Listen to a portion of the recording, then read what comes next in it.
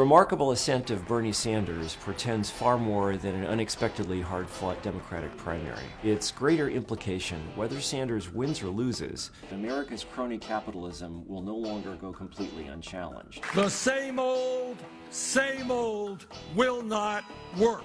At the same time, however, the equally stunning ascent of Donald Trump means that America is in danger of becoming unhinged. Build a wall. Build a wall. Sanders and Trump are opposite reactions to the same problem.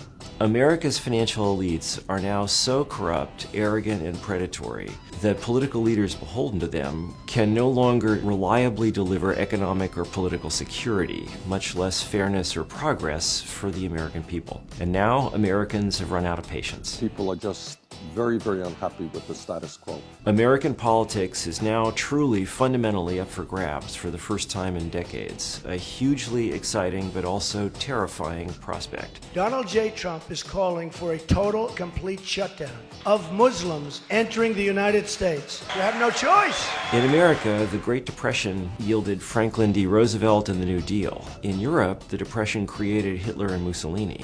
So America's reaction against its corruption and decline could bring out our best or our worst. Indeed, this is the Democratic establishment's rejoinder to Bernie Sanders. If he loses, we'd get an insane Neanderthal running the country.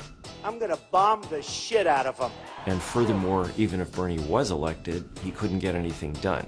No way could Bernie break up the banks, for example. Only a pragmatic, moderate insider can get anywhere now.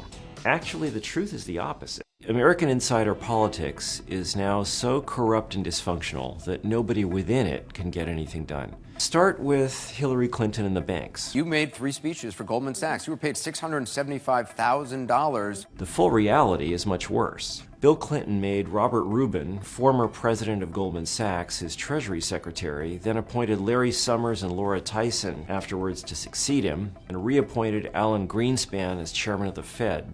Together, they let the banks run amok. In fact, they helped them. They repealed Glass-Steagall, banned the regulation of derivatives, refused to use the Fed's authority to regulate the mortgage industry, and did nothing as securities fraud permeated the internet bubble. After leaving office, both Bill and Hillary made millions of dollars giving speeches to the banks while being remarkably quiet about the prosecution of financial crime. Now Hillary says she'll rely on Bill for economic policy. Bad idea. But could Bernie do any better?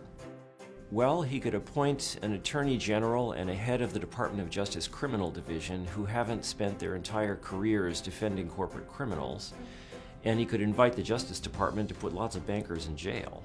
Sanders could also appoint an antitrust division head who would actually investigate the many cozy cartel-like arrangements that pervade finance and bring major antitrust cases against the banks. He could appoint a Federal Reserve chair who would require banks to divest assets and operate safely, and regulate bankers' compensation so that if they caused a disaster, they couldn't profit from it personally. All this could be done without a single new law. Win or lose, Bernie Sanders has given us the opportunity to create a powerful, enduring, progressive reform movement, and we need one. Insider politics in America is totally broken, but fascism isn't the answer.